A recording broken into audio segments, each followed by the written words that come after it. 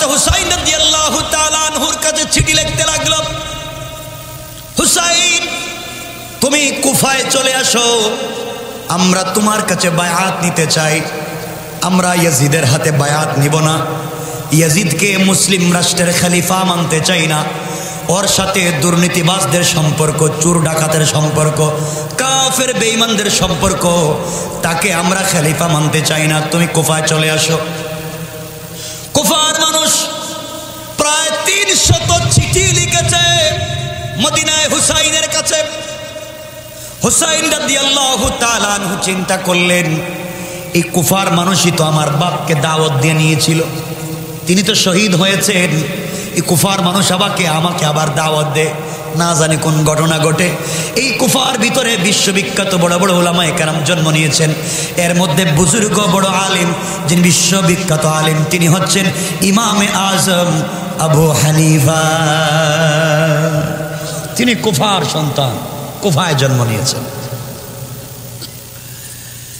হুসাইন চিন্তা করলেন, আগেকার সময় তো কম্পিউটার ছিল না, আগেকার সময় এইভাবে ইলেকট্রনিক মিডিয়া, প্রিন্ট মিডিয়া বলতে কিচ্ছু ছিল না। তিনি বললেন, চিন্তা করলেন, দেখি তো সত্যিকার অর্থে কুফার মানুষ কি আমাকে চায় খলিফা হিসাবে। এই জন্য তিনি তার চাচাতো ভাই মুসলিম বিন আকিলকে পাঠালেন, যাও মুসলিম বিন আকিল, তুমি কুফায় পৌঁছে যাও, কুফায় গিয়ে দেখো কুফার মানুষ কি সত্যি ইয়াজিদকে মানতে চায় কিনা, ওরা আমার কাছে বায়াত নিতে চায় কিনা। ওরা যদি আমার কাছে বায়াত নিতে চায়, তুমি চিঠি দিয়ে আমাকে জানাইয়া দাও, আমি কুফায় চলে আসব। আমি চাই নবীজি যেইভাবে ইসলাম রেখে গিয়েছেন, 4 খলিফা যেইভাবে দিন রেখে গিয়েছেন, আমি হুসাইন টাকা পর্যন্ত এই দিনকে বিকৃত হতে দিতে পারি না। মুসলিম বিন আকিলকে পাঠিয়ে দিলেন কুফায়। মুসলিম বিন আকিল কুফায় পৌঁছে গেলেন। যাওয়ার পরে দেখেন কুফার মানুষ হুসাইনকে চায়। কুফার মানুষ আহলে বায়াতের ভক্ত। তিনি চিঠি লিখলেন, ভাইজান আপনি কুফায় চলে আসেন। হাজার হাজার কুফার মানুষ তো মদিনায় গিয়ে বায়াত নিতে পারবে না, বরং আপনি একা যদি চলে আসে, হাজার হাজার মানুষ আপনার জন্য অপেক্ষায় আছে, বায়াত নিতে চায়, আপনি চলে আসেন। চিঠি লিখে দিলেন, চিঠি পৌঁছে গেল হযরত হুসাইন রাদিয়াল্লাহু তাআলা আনহুর কাছে। চিঠি পৌঁছে গেল। নিজের ভাইয়ের চিঠি পাওয়ার পরে তিনি মদিনার মুসলমানদেরকে বললেন, শোনো আমি কুফা যাচ্ছি। সফর শুরু করলেন 8 জিলহজ। কয় জিলহজ? 8 তারিখ। জিলহজ্জের 8 তারিখ মদিনা থেকে বের হচ্ছেন হযরত হুসাইন। কুফায় যাবে, ইয়াজিদের হাত থেকে মুসলমানদেরকে রক্ষা করবেন। এরপরও তিনি স্যাক্রিফাইস করতে চান না, বের হয়ে গেলেন। সাথে 3টা রেওয়ায়ত, কেউ বলেছেন 300 মানুষ, কেউ বলেছেন 200। সঠিক রেওয়ায়ত হলো হুসাইনের সাথে মুসলমান ছিলেন মাত্র 72 জন। 72 জন মুসলমান নিয়ে বের হয়ে গেলেন কুফার দিকে। 40 জন পুরুষ আর 32 জন নারী নিয়ে, আহলে বায়াত পরিবারের লোকদেরকে নিয়ে, রাসূলের পরিবারের নারী পুরুষ ছোট্ট ছোট্ট বাচ্চাদেরকে নিয়ে হযরত হুসাইন রাদিয়াল্লাহু তাআলা আনহু বের হয়ে গেলেন, কুফার দিকে যাবেন। মদিনার মানুষ পায়ে ধরে কান্না করে বলল, হুসাইন আপনি মদিনা ছেড়ে যাইয়েন না, এখানে আপনার নানা শুয়ে আছে, এটা পবিত্র জায়গা, ওখানে থাকা যায়। তিনি বললেন, না না, এখানে অনেক সাহাবী আছেন, রাসূল পাকের রওজা মুবারক আছে, সবগুলো জায়গা নিরাপদ, আমি বেঁচে থাকবো আর দিনটাকে এইভাবে মুছে দিবে কাফের বেঈমানেরা হতে পারে না। আমি হুসাইন বের হয়ে গেলাম, আমার জন্য আপনারা দোয়া করবেন। গোটা মদিনার মানুষ কান্না করে, হুসাইন মদিনায় শান্তিতে থাকতে চায় না।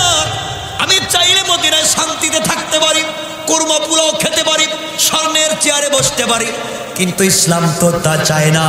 আমার নানা জানের রেখে যাওয়া ইসলাম ধ্বংস হয়ে যাবে, আমি মানতে চাই না। এই জন্য নানা জানের রোজার কাছে গিয়ে কাঁদলেন আর দোয়া করলেন। নানা জানকে বললেন, নানা জান চলে যায়, বেঁচে থাকলে আবার তোমার মদিনা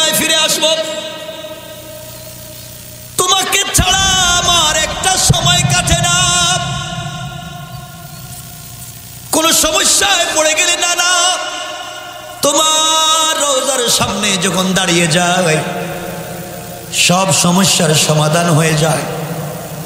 ও নানা তুমিও দুনিয়া আজকে নাই, আমার বাবা আলীও নাই, আমার মা ফাতেমা দুনিয়ার জমিনে নাই, আমার একটা কলিজার টুকরা বাইচুল হাসান সেও তো অনেক দিন আগে শহীদ হয়েছে।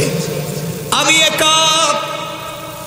নানা কথা দিলাম তোমার দাঁত ভাঙ্গা ইসলাম, মাথায় কোড়া ঢুকা ইসলাম, তোমার চাচার কলিজা বের হওয়া ইসলাম, তোমার সাহাবী সুমাইয়ার লজ্জাস্থানে বর্ষা নিক্ষেপ করা ইসলাম। আমি তোমার নাতি বেঁচে থাকতে কোনোভাবে কাফেরদের সঙ্গে স্যাক্রিফাইস করে চালাতে পারি না, ক্ষমতা ভাগাভাগি করে চালাতে পারি না। হয়তো গোটা বিশ্বে দিন কায়েম করব, না হয় বাবার মতো আমিও শহীদ হয়ে যেতে চাই। আল্লাহু আকবার বলেন। তবে হুসাইনকে ভালোবাসে। কিসের ভালোবাসা? আজকে তারা আম হাসিবতুম, আল্লাহ বলছেন এত সহজ জান্নাত। দেখো আমার হুসাইনের দিকে তাকায়া, চেয়ারে বৈশা বৈশা জিন্দগি কাটাতে পারতেন না? আরে সে তো রসুলের নাতি, রসুলের নাতি। ৭২ জন মুসলমান নিয়ে চললেন কুফার দিকে। এদিকে দামেস্কের প্রেসিডেন্ট ইয়াজিদের কাছে খবর পৌঁছে গিয়েছে কুফার দিকে হযরত হুসাইন আসতেছেন। গোয়েন্দা সূত্রে খবর পাইছে ইয়াজিদ কুফার গভর্নর উবাইদুল্লাহ বিন জিয়াদ, কথাগুলা মনে রাখবেন, এক জায়গায় কোথাও পাবেন না। উবাইদুল্লাহ বিন জিয়াদের কাছে ইয়াজিদ চিঠি লিখে বলল, উবাইদুল্লাহ বিন জিয়াদ, কুফার ভিতরে এমন পাওয়ারফুল মানুষ কারা? আমার রাজ্যে আমি বেঁচে থাকতে মদিনা থেকে হুসাইনকে দাওয়াত করে কারা কুফায় নিয়ে আসতেছে, তুমি খবর নিয়ে দেখো, ওদেরকে ধরো, কোনোভাবেই হুসাইনকে ভিতরে ঢুকতে দেওয়া যাবে না। ইয়াজিদের নির্দেশ পেয়ে উবাইদুল্লাহ বিন জিয়াদ কুফার ঘরে ঘরে খবর নিতে লাগলো হুসাইনের সহযোগী কারা, সত্যের পক্ষে খারাপ, নবীজির পক্ষে খারাপ। খবর নিতে নিতে এক পর্যায়ে উবাইদুল্লাহ বিন জিয়াদ ধরতে পেরেছে হুসাইনের চাচাতো ভাই মুসলিম বিন আকিল এখানে আছেন, তাকে ধরল। একজন মুসলমান মুসলিম বিন আকিল ধরে নিয়ে যাওয়া হলো। তুমি কেন মদিনা থেকে এখানে আসছো? আর মদিনা এসে এখানে প্রশিক্ষণ দিয়া যুবকদের ভিতরে কেন স্পিরিট ঢুকাইয়া দিচ্ছ? আলীর স্পিরিট এখানে চলবে না, এটা ইয়াজিদের রাজ্য, আর কিছুই চলবে না। এই কথা বলে আচ্ছা মতো মারতে মারতে কুফার চৌরাস্তায় নিয়ে শুধুমাত্র কেবলমাত্র হুসাইনের পক্ষে কথা বলবার অপরাধে মুসলিম বিন আকিলের শরীর থেকে মাথাটা আলাদা করে দেয়। শোনেন ইতিহাস, এমনি জান্নাতে যাই, শরীর থেকে মুসলিম বিন আকিলের মাথা আলাদা করে দিল। মুসলিম বিন আকিলকে শহীদ করবার পরে তীরের মাথার মধ্যে মুসলিম বিন আকিলের মাথা ঢুকায়া কান দিয়া রড ঢুকায়া আরেক কান দিয়া বের করছে। চিন্তা করেন একজন মুসলিম সাহাবীর শুধুমাত্র ইসলামের পক্ষে হুসাইনের পক্ষে থাকবার কারণে কি অবস্থা। রড ঢুকায়া কুফার কেন্দ্রীয় মসজিদে দরজার সামনে মাথাটাকে লটকায়া রেখে দিয়েছে। উবাইদুল্লাহ বিন জিয়াদ বুঝাতে চায় যারা ইয়াজিদকে মানবে না, যারা হুসাইনের পক্ষে কথা বলবে তাদেরকে এভাবে শাস্তি দেওয়া হবে। নাউজুবিল্লাহ। এই অবস্থা দেখবার পরে কুফার ভিতরে যারা হুসাইনের পক্ষে ছিলেন সবাই চুপটি মেরে গেলেন। না, নিজের জীবন বাঁচানো যাবে না, ইয়াজিদ আমাদের কাউকে রাখবে না, সবাইকে হত্যা করে ফেলবে। মুসলিম বিন আকিল এবার চিন্তা করলো কারা, এই উবাইদুল্লাহ বিন জিয়াদ চিন্তা করলো কারা মুসলিম বিন আকিলকে এখানে আনছে। ঘর তালাশ করতে লাগলো। যারা হুসাইনের পক্ষে মুসলিম বিন আকিলকে জায়গা দিয়েছে তাদের ঘরে ঢুকে ঢুকে যুবকদের কিনে জবাই করে ছেড়ে দিছে। আজও ইসলামের পক্ষে থাকবার কারণে কিছু যুবকদেরকে রাত্রে বেলা মেরে ফেলা হয়। ইউনিভার্সিটির মতো জায়গায় আবরারের মতো যুবকটাকে, মেধাবী যুবকটাকে হত্যা করা হয়, কোনো খবর পাওয়া যায় না। যেই দেশে বড় বড় চিকিৎসকেরা, বড় বড় আলেম মারা গেলে কোনো খবর পাওয়া যায় না, আর চোর ডাকাতেরা জামাই আদরে বাংলাদেশে বসবাস করে। মনে রাখবেন, এই দিন বেশি দূরে না, যেই দিন আমাদের উপরেও আল্লাহর আযাব আসতে পারে।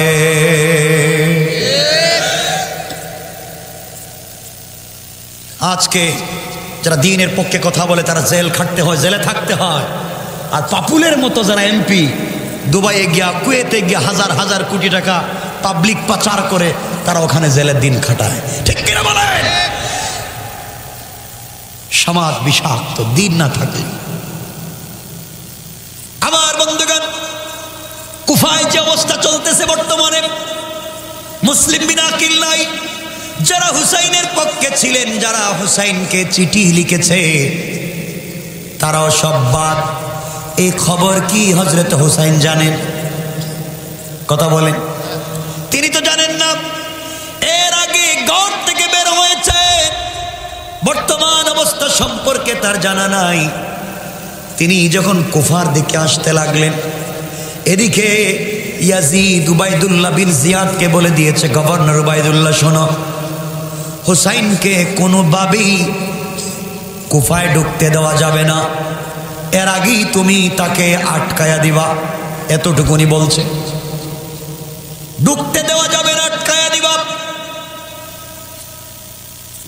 আমার বন্ধুগণ, এতটুকুনি বলেছে, আঘাত করবার কথা বলে নাই, শুধু আটকায়া দিবা। এদিকে উবাইদুল্লাহ বিন জিয়াদ ৬,০০০ সেনাবাহিনী নিয়ে, ৬,০০০ সেনাবাহিনী নিয়ে ফুরাতের তীরে, কারবালার প্রান্তরে, কুফার সকল রাস্তা ব্যারিকেড দিয়ে বন্ধ করে দিল। কয়েকদিন পরে হযরত হুসাইন রাদিয়াল্লাহু তাআলা আনহু পৌঁছে গেলেন। পৌঁছে দেখেন তিনি কুফায় ঢুকতে পারবেন না, সবগুলা রাস্তা বন্ধ করে দেওয়া। ফুরাতের তীর দিয়ে একটা রাস্তা আছে, তা বন্ধ করা।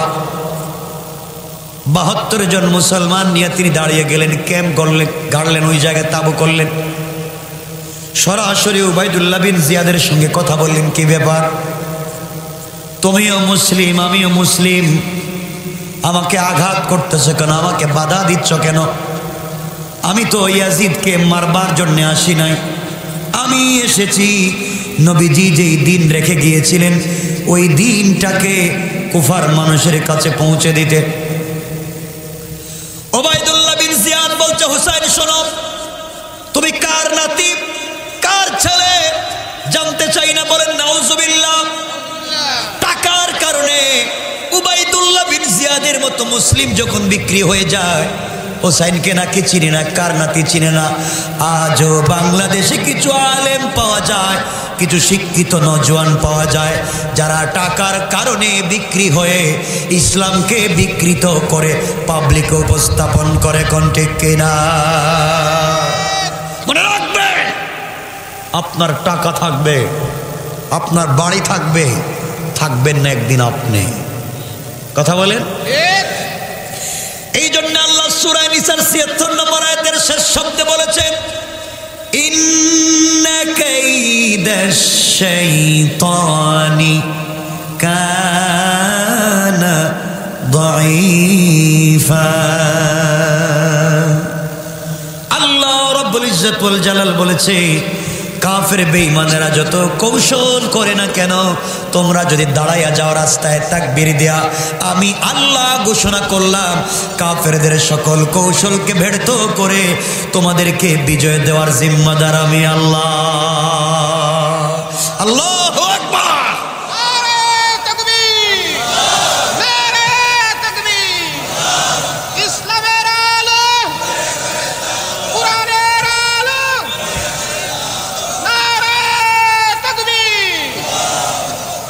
আমার বন্ধুগণ, বিশ্বাস হয় আল্লাহর পক্ষ থেকে সাহায্য যে আসে? বিশ্বাস হয়?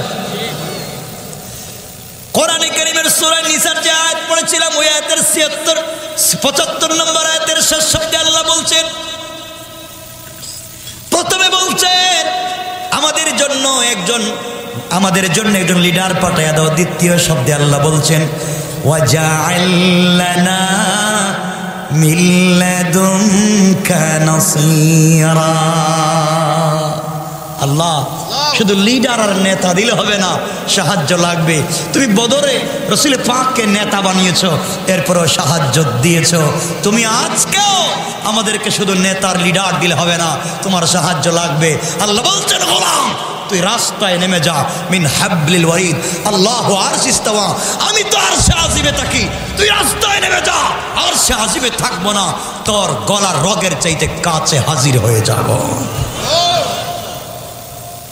শুধু কোরআন শিখলেন না, কষ্ট হচ্ছে আমার কোথায়? রাত্র 11টা হয়ে গেছে। হযরত হুসাইনকে আটকায় দেয়া হলো। আল্লাহ বুঝাতে চাচ্ছেন আমার তেলাওয়াত কিন্তু আলোচ্য আয়াতে, কিরে তোমরা নাকি নামাজ পড়া আর মসজিদের কর্নারে তসবিহ পড়ে জান্নাতে চলে যাবা, আম হাসিবতুম আন তাদখুলুল জান্নাহ, এত সহজ। আমার হুসাইনের দিকে তাকাও, স্বর্ণের চেয়ার ছেড়ে দিছে, নানা জানের রওজা ছেড়ে দিছে, সব চাইরা যে দিন জিন্দা করবার জন্য কুফায় চলে গেছে। তুমি দিন জিন্দার আন্দোলন করতে পারো না, খবর আছে।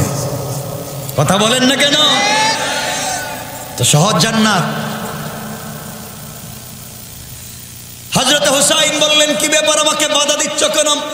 তাই কুফায় যাইতে দাও।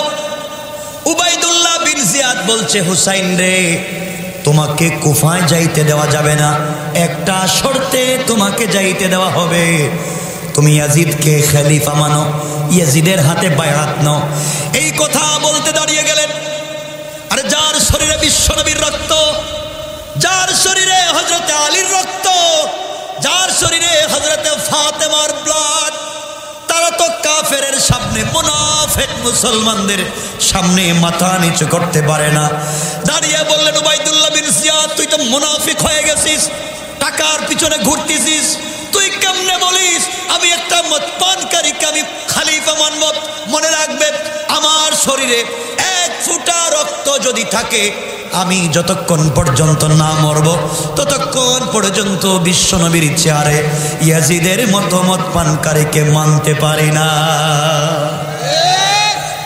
কেমন ঈমান তাদের ছিল। আমরা তো সবাই হুসাইনের আশেক, আশেক না? কিন্তু হুসাইনের আশেক তো শুধু 1 তারিখ আইলে দেখা যায়, কিন্তু আর হুসাইনের রক্ত জ্বলল খবর নাই। আমার মুসলমান বন্ধুগণ, কয়েকদিন হয়ে গেল, কয়েক সপ্তাহ চলে গেল, কোনোভাবে সুরাহা হচ্ছে না।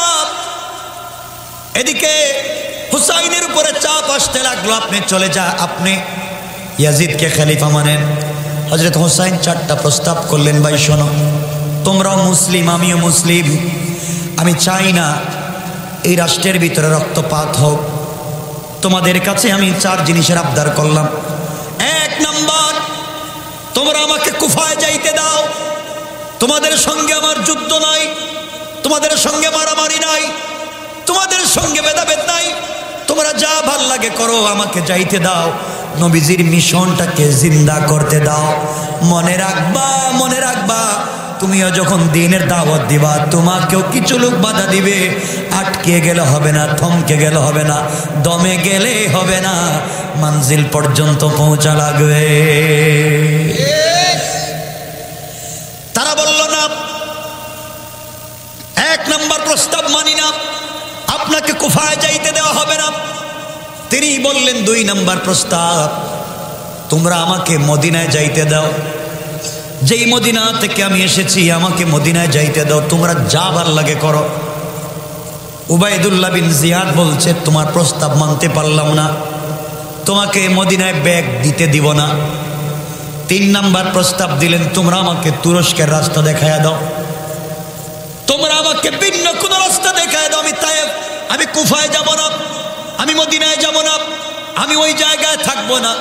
চোখ যেদিকে যায় আমি সেই দিকে চলে যাব, তোমাদের দেশে আমি থাকবো না। এরপরেও তোমরা আমাকে চাপ দিও না ইয়াজিদকে মানবার জন্য। আমি দেশ ছেড়ে চলে যেতে পারি, এরপরেও ইয়াজিদকে মানতে পারবো না। চিন্তা করেন, একজন মদ পানকারীকে মানতে পারেন না, প্রয়োজনে দেশ ছাড়বেন। উবাইদুল্লাহ বিন জিয়াদ বলছেন না, কুফায় যাইতে দিব না, মদিনায় যেতে দিব না, অন্য কোথাও যাইতে দিব না। তিনি বললেন, আমার 4 নাম্বার প্রস্তাব, তোমরা যে ইয়াজিদের পক্ষ থেকে এসেছো, আমার বিশ্বাস, আমাকে ইয়াজিদের কাছে যাইতে দাও, আমি সরাসরি তার সঙ্গে কথা বলবো। আমার মনে হয় সরাসরি কথা বললে অনেক সমস্যার সমাধান হবে। উবাইদুল্লাহ বিন জিয়াদ বলছে, না না, আপনার কোনো প্রস্তাব মানতে পারলাম না, মানতে পারবো আগে যদি আপনি ইয়াজিদকে খলিফা মানে। কথা বুঝতেছেন? ইয়াজিদকে খলিফা মানলে আপনি যাইতে পারবেন, নাইলে আপনি যাইতে পারবেন। হুসাইনকে মানবার মতো লোক? কথা বলেন না কেন? আমাদেরকে যদি কেউ প্রস্তাব দেয় যে হুজুর আপনি কি 2-4টা উল্টা পাল্টা কথা বলতে পারবেন, আপনাকে ধানমন্ডি, বনানী, গুলশান, বাড়িদারা 10 শতক জমি দিব, 1 শতকের দাম 2 কোটি, 10 শতকের দাম 20 কোটি। আমরা হইলে বলতাম 2-4টা কেন, 2-4 মাস বলতে পারবো। ঠিক কিনা বলেন? আমরা যে দালাল হয়েছি। হযরত হুসাইন বলতেন, সব যদি চলে যায় চলে যাক, আমি মানতে পারবো না। এবার হযরত হুসাইন বললেন, তাহলে কি ব্যাপার?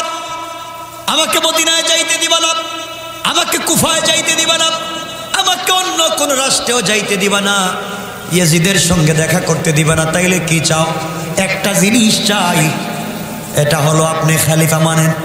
তিনি ডাক দিয়ে বললেন, তোমরা তো আমাকে চিনো রে, যেই টুটের ভিতরে এমন কোনো জায়গা নাই যেই জায়গায় বিশ্ব নবী প্রতিদিন একবার চুম্বন করেন না। আমি হুসাইন তো এমন একজন লোক যার মাথার চুলের গোড়া থেকে পায়ের পাতা পর্যন্ত এমন কোনো জায়গা নাই যেই জায়গায় বিশ্ব নবী আমার নানা জান চুম্বন করেন নাই। আমি সেই নানা জানের সঙ্গে থেকেছি, নানা জানের নিজের হাতে আমাকে খাইয়ে বড় করেছেন। তোমরা কেমনে মনে করলে মদ পানকারীকে মানব? মরে যেতে পারি, শহীদ হয়ে যেতে পারি, এরপরেও মদ পানকারীকে মানতে পারি না। উবাইদুল্লাহ বিন জিয়াদ বলছে, এত যদি সাহস থাকে তাহলে যুদ্ধের জন্য প্রস্তুত হও। যুদ্ধ হবে কারবালায়, যুদ্ধ হবে ফুরাত নদীর তীরে, এরপরে তুমি যাইতে পারবা না, যাইতে পারবা না। কোনোভাবেই যখন তাকে ছাড়ে না, হুসাইন চিন্তা করেন, আমার সাথে তো শুধু মহিলা, ছোট্ট ছোট্ট বাচ্চা, কোথায় যাই, কি বিপদে পড়লাম। বুঝরে ভাই, তারা কত বিপদে পড়ে কত কষ্ট করে জান্নাতে গেলেন। আম হাসিবতুম আন তাদখুলুল জান্নাহ, সহজ জান্নাত, সহজ। কথা বলেন না কেন? সহজ। 2 পীরের কাছে মুরিদ হয়, পাবলিক 2 পীরের কাছে মুরিদ হয়। এই পীর জান্নাতে না যাইতে পারলে এই পীর নিয়ে যাইবে। তোমার সব পীরগুলোই তো জাহান্নামে যাইতে পারে, ঠিক কিনা বলেন? বাংলাদেশে তো বাবার অভাব নাই, আসেনি, খালি বাপ আর বাপ। বাংলাদেশে শুধু বাবা, পীর আর পীর। বাবা দেওয়ানবাগি আছেন এলাকায়, আছেন রাজার বাগি, আটরশি, সব আছে। বাবা সবগুলো জাহান্নামে, মুখে দাঁড়ি নাই, নামাজ পড়ে না, মুখ থেকে কাঁচা মদের গন্ধ বের হয়। ওরা মুরিদ করেছে যাদেরকে, ওরাও জাহান্নামী, পীরগুলো জাহান্নামী, ঠিক কিনা বলেন? আপনি নিজে জান্নাতে যান। রাসূল পাক নিজের মেয়েকে বলছেন, ইয়া ফাতিমা আনকিজি নাফসাকা মিনান নার। মা, আমি বাবার পরিচয় দিয়ে জান্নাতে যাওয়ার সুযোগ নয়, জান্নাতে যেতে হলে নিজে আমল করে জান্নাতে যাও। কেমনে ইসলামটাকে তো সহজ কইরা উল্টা পাল্টা কইরা পাবলিকের কাছে একবারে সুযোগ, সঠিক ইসলাম আজকে পাবলিককে পৌঁছে দেওয়া হচ্ছে না। আমার বন্ধুগণ, এক পর্যায়ে হযরত হুসাইন চিন্তা করলেন কি করবেন। তাঁবুতে ঢুকেছেন, নারীরা কাঁদতেছে। জিজ্ঞাসা করলেন কি ব্যাপার? হুসাইন, 2 সপ্তাহের মতো হয়ে গেছে আমরা এখানে আটকা পড়েছি। মদিনার থেকে আসার সময় যে খাবার এনেছিলাম, পানি এনেছিলাম, খাবার শেষ, খেজুর শেষ, পানি শেষ, আমাদের দুধের বাচ্চাগুলা দুধ পাচ্ছে না।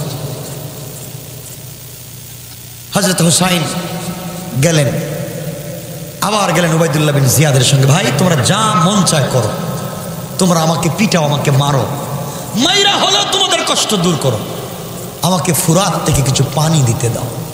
আমি কিছু পানি নেই, মুসলমানরা পানি না খেয়ে মরে যাচ্ছে। উবাইদুল্লাহ বিন জিয়াদ বলছে, কে মরে গেল কে মরলো না তা আমরা জানতে চাই না, আমরা পানি দিব না। নাউজুবিল্লাহ বললেন না? কি চিন্তা করেন, ওরা মুসলিম, এরা মুসলিম না, পানি দেয় না। ইন্টারন্যাশনাল আইনে পানি সবার অধিকার, পানি বন্ধ করা যায় না। কিন্তু আমরা এমন এক বন্ধু পেয়েছি, বন্ধুর কাছে ঠিক মতো পানি চাইলে পানি দেয় না, আর যেই সময় পানির দরকার নাই ভাসাইয়া দেয়। কথা বলেন? এমন এক বন্ধু পাইছি, পানির দরকারে পানি দেয় না, যখন দরকার নাই ভাসাইয়া দেয়। কথা বলেন না? পেঁয়াজের সময় পেঁয়াজ দেয় না, আমরা শুধু ইলিশাই দিই। কথা বলেন না কেন? যেই বন্ধু বন্ধুর পরিচয় রাখতে পারে না, যেই বন্ধু হয় স্বার্থপর, এমন বন্ধুর পুরা গালে আমরা জুতা মারি। ঠিক কেন বলে? আমাদের পানি দিতে পারে না, ন্যায্য অধিকার পাই না, হ্যাঁ নাকি আবার বন্ধু। কথা বুঝেন তো আমার? বিপদে আছি, সব কথা বলতে পারতেছি না, এমনি বলতে পারি না, কত বিপদ মাথায় নিয়ে আসছি। আল্লাহ মাফ করো, কত বিপদ নিয়ে ঘুরতেছি, একমাত্র আল্লাহ জানে আর আমি জানি। কখনো যদি মরে যাই শুনেন, একটু দোয়া করেন সূরা ইখলাস পড়ে, যে মরে গেছে লোকটা। মনে হচ্ছে সত্য কথা বলতে পারবো না। আমার মুসলমান বন্ধুগণ, পানি দিল না। তিনি বললেন, তুই আমাকে ইয়াজিদের কাছে যাইতে দে, ইয়াজিদকে আমি জিজ্ঞাসা করবো, তার বাপ বড় একজন সাহাবী, সে কি করে মুসলমানের পানি বন্ধ করে আমি জানতে চাই। পানি যখন দিল না, তাঁবুতে ঘুরে চলে গেলেন। উবাইদুল্লাহ বিন জিয়াদ বলতেছে, যা করবেন তরবারির মাধ্যমে হবে। একদিকে ৭২ জন, ৪০ জন পুরুষ, অপর দিকে ৬০০০, যুদ্ধ করা লাগবে। ৬০০০ পাবলিক যদি মার্চ করে, মার্চ হেঁটে যায়, ৪০ জন তো পায়ের নিচে পড়ে মরে যাবে। কথা বলেন না কেন? হযরত হুসাইন ফজরের সালাত পড়ে ৪০ জন যুবক মুসলমানদেরকে নিয়ে বসছেন। সবাই তো রাসূলের পরিবারের মানুষ, কি করা যায়? সবাই বলছে, হুসাইন আজকে ১ মাস হয়ে যাচ্ছে, পানি নাই, জিহ্বা শুকায় যাচ্ছে, জানি এভাবে পানি পানি করে মরে যাব, পানি তো পাবো না, খাবার নাই, আমাদেরকে যেতেও দিবে না, পানিও দিবে না। আমরা এভাবে মরে যাওয়ার চাইতে আমরা জিহাদ করে শহীদ হয়ে যেতে চাই। আমরা জিহাদ করে শহীদ হব, এরপরও ইয়াজিদকে মানব না। কথা বুঝতে পেরেছেন? মানব না। হযরত হুসাইন বললেন, তোমরা তো দুর্বল, ৪০ জন মাত্র মানুষ, ওরা ৬০০০। আমার বন্ধুগণ, সকালবেলা ফজরের সালাত পড়ে ৪০ জন মুসলমান, কাফেরদের ৪০ জন মুসলমান ইয়াজিদ সৈন্যের বিরুদ্ধে যুদ্ধে নেমে পড়লেন। ফোরাতের তীরে একদিকে ৬০০০, অপরদিকে মাত্র ৪০ জন যুদ্ধের ময়দানে নেমে পড়লেন। দীর্ঘক্ষণ পর্যন্ত, জোহর পর্যন্ত জিহাদ করলেন। জোহরের আগে ১ মাস থেকে না খাওয়া মুসলমান, পেটের ভিতরে খাবার নাই, পানি নাই, না খাওয়া মুসলমান ৬০০০-এর সামনে কতক্ষণ আর টিকবে? জোহরের নামাজের আগে ৪০ জন মুসলমান শহীদ হয়ে গেলেন, কেউ আর নাই। হযরত হুসাইন এবার জোহরের নামাজ একা একা পড়লেন। একা একা নামাজ পড়ে আল্লাহর কাছে হাত উঠে দোয়া করে বলছেন, আল্লাহ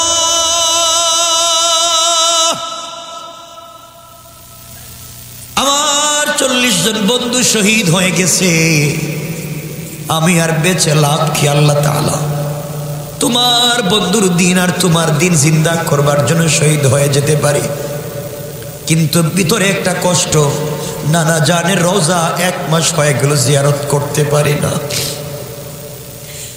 নানা জানের রোজার সামনে যেতে পারি না। হযরত হুসাইন জোহরের পরে স্ত্রীর রুমে ঢুকলেন, স্ত্রীর তাঁবুতে ঢুকলেন,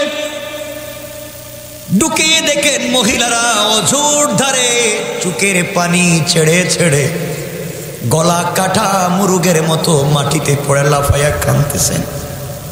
কোথায় যাবেন? শুধু মহিলা, আর দুধের বাচ্চা ছাড়া কেউ নাই। স্ত্রীর হাতে ধরলেন আর বললেন, স্ত্রী আমাকে তুমি ক্ষমা করে দিও, দীর্ঘদিন পর্যন্ত তোমার সঙ্গে আমার ঘর সংসার চলে, না জানি কোন দিন হয়তো তোমার হক আমি আদায় করতে পারি নাই। আমি জিহাদে চললাম, আমার 40 বন্ধু শহীদ হয়ে গেছে, আমি একা বেঁচে থেকে লাভ নাই। আমি কোনোভাবে ইয়াজিদকে মানতে পারি না। যেই চেয়ারে আমার নানা বসেছেন, এই চেয়ারে ইয়াজিদকে আমি দেখতে চাই না, আমি মানতে পারবো না, আমাকে বিদায় দাও, ভুল হয়ে থাকলে ক্ষমা করে দিও। দুনিয়ায় যদি তোমার সঙ্গে আমার কোনোদিন দেখা না হয়, কিয়ামতের দিনে তোমার সঙ্গে আমার দেখা হবে। হযরত হুসাইন রাদিয়াল্লাহু তাআলা আনহুর স্ত্রী ডাক দিয়ে বলছেন, কলিজার টুকরা স্বামী, আপনি জিহাদে চলে যাবেন, 40 বন্ধুর পথে আপনি শহীদ হয়ে যাবেন, আমার কোনো আপত্তি নাই। আপনি আপনার বাবার পথে শহীদ হয়ে যাবেন, আমার আপত্তি নাই। আপনি আপনার নানার দিনকে জিন্দা করবার জন্য কুরবানি হয়ে যাবেন, আমার আপত্তি নাই। কিন্তু আপনি জানেন আমার কুলে আপনার একটা বাচ্চা আছে, অবুঝ বাচ্চা, তার নাম হযরতে আসগর। আপনার একটা অবুঝ বাচ্চা আমার কোলে আছে, 1 মাস থেকে ঘরের ভিতরে খাবার নাই, পানি নাই, আমার বুকে কোনো দুধ নাই, বাচ্চা জিহ্বা বের করে দিচ্ছে, পানি পানি করে। আপনার কাছে আজকে আমি কিছুই চাই না, স্বামীরে আমার বাচ্চাটাকে তোমার পায়ে ধরি, 1 চামচ পানি দাও। চিন্তা করো রে ভাই, 1 চামচ পানিও মুসলমানদের তাঁবুতে নাই। এত কষ্ট করে দিন জিন্দা করে গেলেন, তুমি কেমনে মনে করো তুমি যেভাবে চলে এটার নাম দিন? 1 চামচ পানি মুসলমানদের তাঁবুতে নাই। স্ত্রী ডেকে ডেকে বলছেন, স্বামীরে আমার বাচ্চাটাকে কোলে নিয়া তুমি যাও না ফুরাতের তীরে, অবুঝ বাচ্চাটাকে দেখলে হয়তো ওদের একটু দরদ লাগবে, 1 গ্লাস পানি দিবে, আমি বেশি কিছু চাই না, আমার বাচ্চাটাকে 1 ফোঁটা পানি দাও। হযরত হুসাইন রাদিয়াল্লাহু তাআলা আনহু গোড়ার পেটে উঠলেন, সন্তান আসগরকে কোলে নিলেন, ফুরাতের তীরে তীরে যা চলে গেলেন। কাফের সব ইয়াজিদের সৈন্যরা তো ব্যারিকেড দিয়ে রেখে দিয়েছে। কাছে গিয়ে বললেন, বাইরে তোমরা আমাকে মারো কাটো, আপত্তি নাই, তোমাদের যেভাবে ভালো লাগে আমার সঙ্গে ব্যবহার করো, আপত্তি নাই। আমার কলিজার টুকরা না বালিক দেখো, কুলের বাচ্চা আসগর, পানি নাই, খাবার নাই, মরে যায়, তোমাদের কাছে 1 গ্লাস পানি আমি ভিক্ষা চাই, তোমাদের কাছে 1 গ্লাস পানি ভিক্ষা চাই। উবাইদুল্লাহ বিন জিয়াদের সৈন্যরা বলছে, কেন হুসাইন তোকে আমরা চিনি না, ওরাও তো মুসলমান, হুসাইনকে নাকি চিনে না, কে মরে যায় কে বেঁচে যায় জানতে চাই না। হযরতে হুসাইন রাদিয়াল্লাহু তাআলা সন্তানটাকে এইভাবে তুলে ধরলেন, এই যে আমার বাচ্চাকে 1 গ্লাস পানি দাও, কুলের বাচ্চাটাকে মরতে দিও না, ওর তো কোনো দোষ নাই। এই কথা বলে বাচ্চাটাকে উঠাইয়া ধরলেন। ইয়াজিদের সৈন্যদের দিল গলল না, একটা তীর মেরে দিল, এমন জোরে তীর মারলো হযরতে আসগরের বুকে দিয়ে ঢুকে পিঠে দিয়ে বের হয়ে গেছে। হযরত হুসাইন রাদিয়াল্লাহু তাআলা আনহুর হাতে নিজের কলিজার টুকরো বাচ্চা শহীদ হয়ে গেছে, ফিনকি দিয়ে রক্ত বের হয়েছে। কোলে আনলেন, বাবার কোলে সন্তানের লাশ, শরীরের মধ্যে রক্ত লাগালেন, পিঠে রক্ত লাগালেন, নিজের বুকে রক্ত লাগাইয়া কুলে নিয়ে বলেন, আল্লাহ তাআলা তোমার কেমন বিচার। আজ এই দুনিয়ার জমিনে আমার বাবা নাই, আমার বাবা থাকলে জুলফিকার টান দিলে কেউ সামনে দাঁড়াতে পারতো না। আজ আমার মা নাই, আজ আমার মা যদি বেঁচে থাকতেন কেউ এত সাহস করে আমাকে আঘাত করতে পারতো না। আল্লাহ তাআলা আজকে যদি আমার কলিজার টুকরা নানা জান বেঁচে থাকতেন, আজকে আমাকে তো বিপদে পড়ে কষ্ট করতে হতো না। আল্লাহ সন্তানকে হারাইলাম, 40 জন সাথী বন্ধুকে পরিবারের হারাইলাম। সবাই শহীদ হয়ে যেতে পারে, আমি হুসাইনও শহীদ হয়ে যেতে পারি। তোমাকে কথা দিলাম কোনোভাবে ইসলামের পতাকা মাটিতে পড়তে দিব না। আল্লাহু আকবার। দিন এমনি এমনি জিন্দা হয় নাই, এমনি এমনি জান্নাতে যাওয়া যাবে না। বাচ্চাটাকে মুসলিম বাচ্চা, ফিনকি দিয়ে রক্ত বের হয়, কুলে নিয়ে চলে গেলেন স্ত্রীর কাছে। মুস্কি হেসে বললেন, স্ত্রী রে, তোমার বাচ্চাকে আজকে এমন পানি পান করাইছি, কিয়ামত পর্যন্ত তোমাকে পানি পানি বলে আর ডিস্টার্ব করবে না।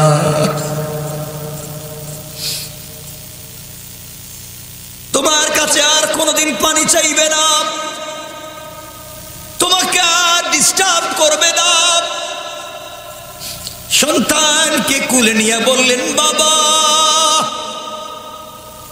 আমি হতভাগা বাবা, তোমাকে এক গ্লাস পানি দিতে পারলাম না, কিন্তু বাবা আমি কথা দিলাম কিয়ামতের দিনে আমার নানার নিজ হাতে হাউজে কাউসার পান করাবো।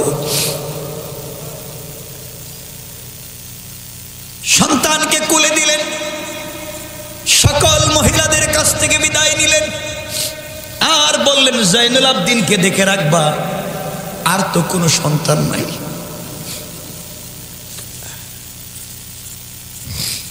নবীর পরিবারের আর কোনো সন্তান নাই, শুধুমাত্র জাইনুল আবিদিন আছে, দেখে রাখবা, যদি বাইচা যায় তো আমার পথেই দিয়ে দিবা, যে পথে আমি যাই, যে পথে বাবা গেছেন এই পথেই দিবা। আর যদি সবাই মরে যায় আল্লাহর হাওয়ালা করে তোমাদেরকে রেখে দিলাম। সকল মহিলারা কাঁদতেছেন, হুসাইনের স্ত্রী কাটা কবুতরের মতো মাটিতে পড়ে চিল্লান। একদিকে সন্তান শহীদ হয়েছে, অপরদিকে স্বামী চলে যাচ্ছেন, একজন যুবক একজন পুরুষ মানুষ নাই, যারা আছেন সব তো মহিলা 32 জন। হযরত হুসাইন উঠলেন, সবার কাছ থেকে বিদায় নিলেন। সবাই বলতেছে, শুনো কি হয়েছে, তুমি ইয়াজিদকে মাইনা হয়তো আমরা এখন চলে যাই। হুসাইন বললেন, তোমরা শোনো, যা করেছি, যেই দিন রসুল রেখে গিয়েছেন, যেই দিন আমার বাবা রেখে গিয়েছেন, ওই দিনকে আমি বেঁচে থাকতে কোনো মদ পানকারীর হাতে উঠাইয়া দিতে পারি না। কেমন ঈমান! কোমরের মধ্যে রুমাল আছে, একটা রুমাল ছিল, ছোট্ট রুমাল। এই রুমাল বিশ্ব নবী তারিখ ইবনে জারির তাবারিতে লিখে, এই রুমাল বিশ্ব নবী সাল্লাল্লাহু আলাইহি ওয়াসাল্লাম নিজে ব্যবহার করতেন। তিনি ওই রুমাল কোমরে বাঁধলেন, বাবার জুলফিকার টান দিলেন, দুলদুলের উপরে উঠলেন, সবার কাছ থেকে বিদায় নিলেন। জোহরের পরে 10 মুহররম, কত মুহররম? বের হয়েছিলেন কয় তারিখ? 8 তারিখ। আজকে কয় তারিখ হয়েছে? 10 তারিখ। তাহলে কতদিন হলো? 1 মাস 2 দিন। 1 মাস 2 দিন খাবার নাই, পানি নাই। চিন্তা করেন, 1 মাস 2 দিন খাবার নাই, পানি নাই। সত্য ইতিহাস শোনাচ্ছি। ঘোড়ার পিঠে আরোহণ করলেন, 2 রাকাত সালাত আদায় করলেন, আর চিৎকার করে ডাক দিয়া বললেন, আল্লাহ। শেষবারের মতো নানা রোজার সামনে দাঁড়াইয়া সালাম দিতে পারলাম না। ও নানা, অনেক দূর থেকে আজকে তোমাকে আমি সালাম জানালাম।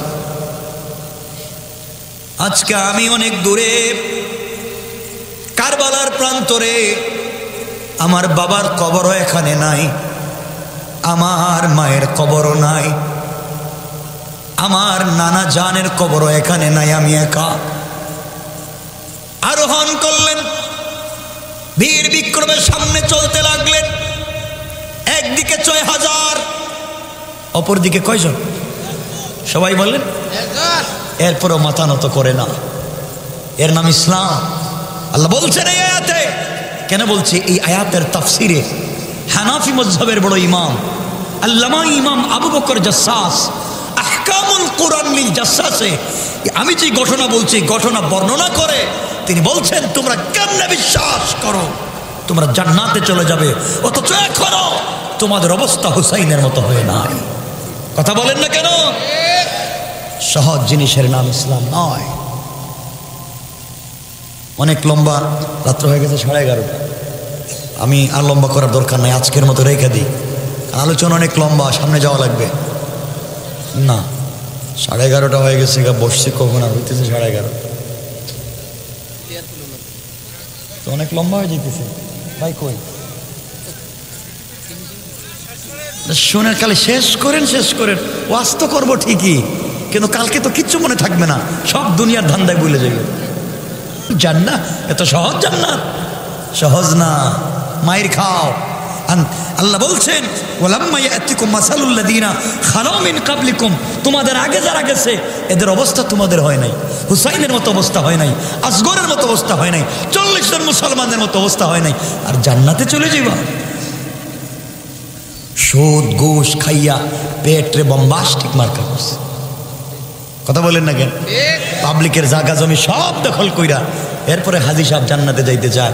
আল্লাহ কয়, কেউ হাজী সাহেব বটপারি ছাড়ো না এখনো না? কথা বলেন না কেন?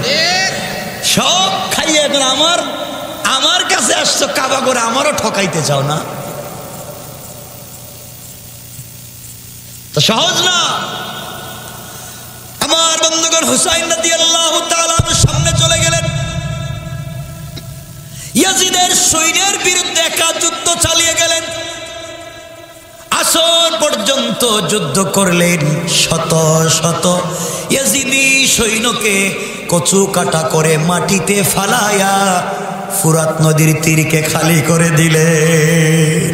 আল্লাহু আকবার বলেন। খালি হয়ে গেছে, কেউ নাই, সবাই ভাগছে, সবাই পলায়ন করেছে। ফুরাতের তীরে কোনো ইয়াজিদি সৈন্য নাই, সবাই তো ভাগছে। এমন সময়ে হযরত হুসাইন রাদিয়াল্লাহু তাআলা আনহু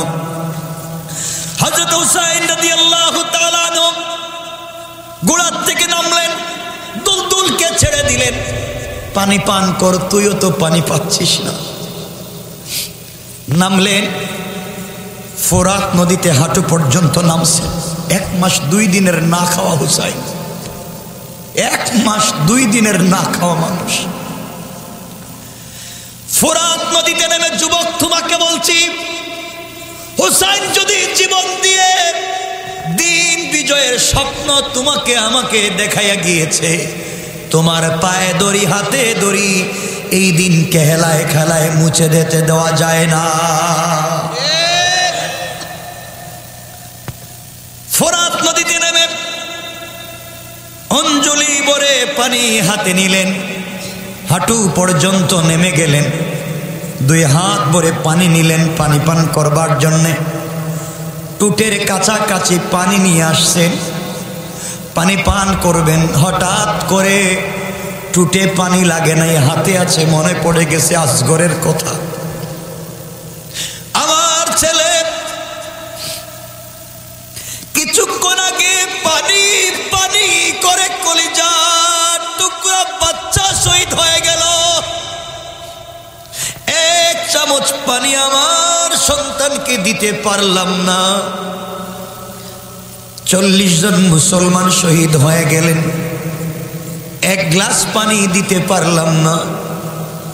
আমি হুসাইন কেমনে নিমক হারামের মতো পানি পান করি?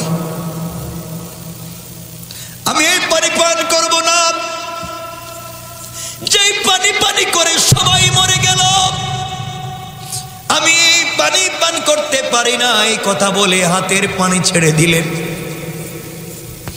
উঠে আসলেন, উঠে আবার তিনি তরবারি হাতে নিলেন, মোকাবেলা করতে লাগলেন। আসরের পরে 1 মাস 2 দিনের না খাওয়া মানুষ আর পারলেন না, যুদ্ধ করতে করতে পড়ে গেলেন ফোরাতের তীরে। যখন তিনি পড়ে গেলেন, সকল ইয়াজিদি শহীদরা ঘিরে ফেলেছে। ইতিহাসে পাওয়া যায়, তারিখে ইবনে জারির তাবারি কিতাবের নাম মনে রাখবেন, কিতাবে পাওয়া যায় এমন সময়ে হযরত হুসাইন রাদিয়াল্লাহু তাআলা আনহু যখন পড়ে গেছেন, উঠতে পারেন না, চতুর্দিক থেকে তীর বৃষ্টির মতো নিক্ষেপ করা শুরু করলো। তিনি বললেন, তোমরা কারে মারো রে? তোমরা জানো না আমি বিশ্বনবীর নাতি? এমন সময় সিমার নামে একটা গাদ্দার হযরত হুসাইন রাদিয়াল্লাহু তাআলা আনহুর বুকের উপরে বসে গেল।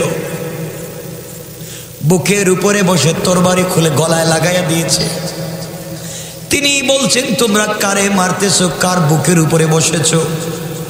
কার গলায় ছুরি লাগিয়েছো? আমি বিশ্বনবীর নাতি। এই গলার টুটের ভিতরে বিশ্বনবী জীবনে হাজার হাজার বার আমাকে চুম্বন করেছে। কোনো কথা নাই। মাগরিবের আগ মুহূর্তে আসমান কাঁদতেছে, জমিন কাঁদে, আল্লাহর আরশ পর্যন্ত কান্না করে। আকাশের রং চেঞ্জ হয়ে গিয়েছে, গোটা আকাশ যেন লাল বর্ণ হয়ে গিয়েছে, গোটা পৃথিবী কাঁদতেছে। এই আসর আর মাগরিবের একটু আগে 10 মুহররম হযরতে হুসাইনের শরীর থেকে মাথাটা আলাদা করে দিল। শরীর থেকে মাথা আলাদা হয়ে গিয়েছে, এরপরেও তিনি ইয়াজিদকে মানলেন না। বন্ধুগণ, শহীদ হয়ে যাওয়ার পরে ঘটনা যদি এখানে শেষ হয়ে যেত, নিজেকে বুঝ দিতে পারতাম। করল কি ওরা? তরবারির মাথায় হযরত হুসাইন রাদিয়াল্লাহু তাআলা আনহুর মাথাটাকে গেঁথে তারা ঘোড়ার পিঠে আরোহণ করে শত শত ঘোড়া দৌড়াইয়া হযরত হুসাইন রাদিয়াল্লাহু তাআলা আনহুর গোটা বডিটাকে তারা নষ্ট করে দিল। বডির উপরে ঘোড়া চালাতে লাগলো, বডি থেকে চামড়া খসে যায়, হাড্ডি থেকে গোশত খসে যায়, কিন্তু তাদের পৈশাচিক নির্যাতন শেষ হয় না। এত নির্যাতন করবার পরে তরবারির মাথায় মাথাটা ঢুকায়া, মুখের ভিতরে কত সুন্দর দাড়ি, নবীজির চেহারার মতো চেহারা, এই মানুষটার মাথা কেটে তারা উবাইদুল্লাহ বিন জিয়াদের সামনে একটা প্লেটের মধ্যে রেখেছে।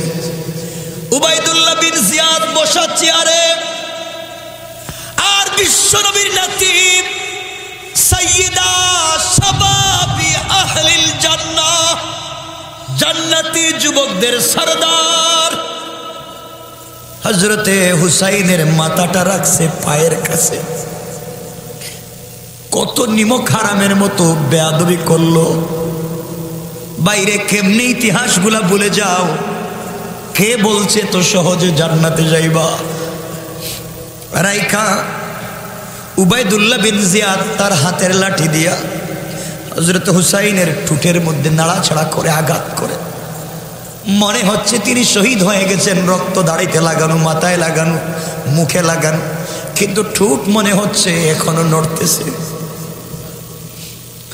এমন সময় একজন বৃদ্ধ সাহাবী ওই জায়গায় বসা ছিলেন, হযরতে যায়েদ।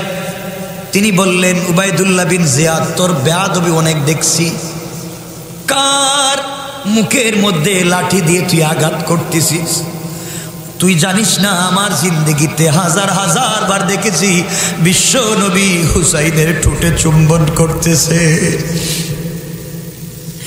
আমার জীবনে কতবার দেখলাম এই ঠোঁটে বিশ্ব নবীর ঠোঁট লেগেছে, তুই তোর হাতের লাঠি দিয়ে আঘাত করতেছিস।